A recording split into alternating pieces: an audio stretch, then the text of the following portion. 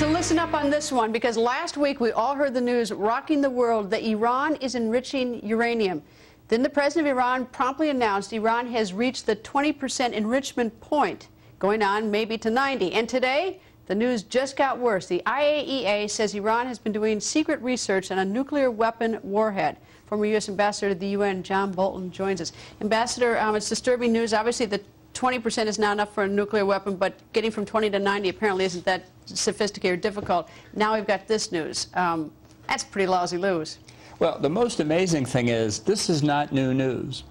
The IAEA report, their conclusions, is new and important, because now the IAEA is more concerned about Iran than the American intelligence community. But the basic facts that underlie this report were known to the U.S. government 5 or 6 years ago and provided to the IAEA some years later.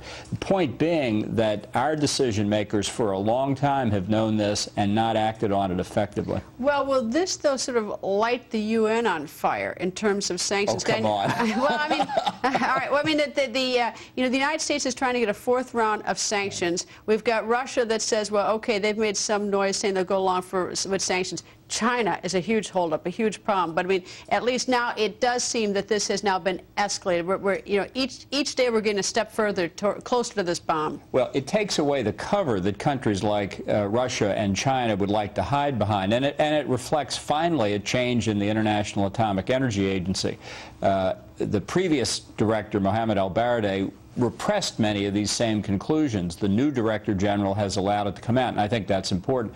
But I really think that when you contrast this with the famous 2007 National Intelligence Estimate that said, oh, Iran had given all that stuff up, it wasn't pursuing weapons, look at the contrast and the highlighting this report gives for the inadequate, highly politicized U.S. intelligence community conclusions. So where does this leave us, though? Because it's not like, we can say that, the IAEA, we've got a new head of the IAEA. Maybe that's why with the announcement now that the U.S. knew it before. We got the UN. Okay, well, they're weak and they're not doing anything. But the fact is, as much as, we can sort of say, no one's, nothing's happening, the fact is that Iran is moving forward. Absolutely. They're closer and closer to a nuclear weapons capability. It's further evidence that the most likely outcome is that they will get nuclear weapons.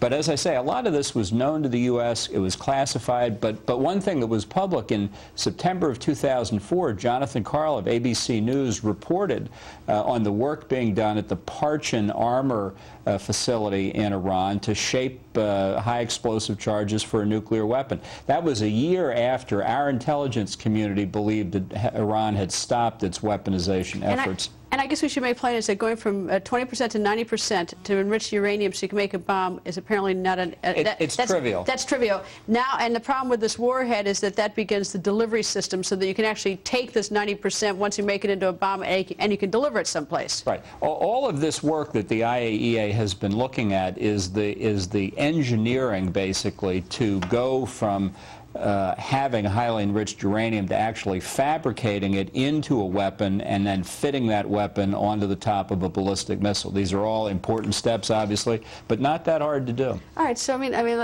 so where are we? How far away are we from this? And certainly Israel is watching this with enormous interest because of what Ahmadinejad has said about wiping Israel off the map. So what's the timetable? I think they're very close in Iran to getting a deliverable nuclear weapon. I'd emphasize again, there's much in Iran that we don't know. That shouldn't make us feel better. What we don't know probably takes them closer to that capability.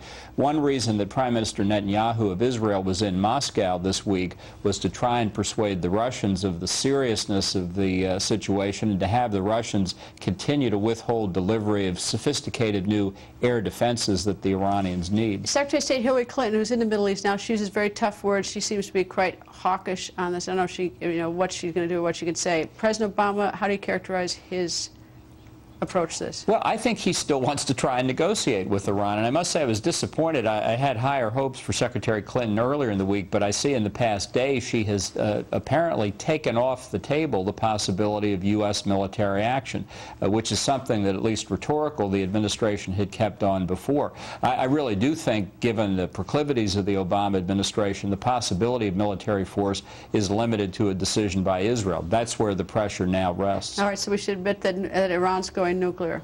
I think that is the most likely outcome. I don't like coming to that conclusion, but I don't see the Obama administration or the United Nations doing anything to stop them. And of course, then that starts the whole arms race. Exactly. It doesn't end with Iran. If they get nuclear weapons, Saudi Arabia, Egypt, Turkey, other countries will as well.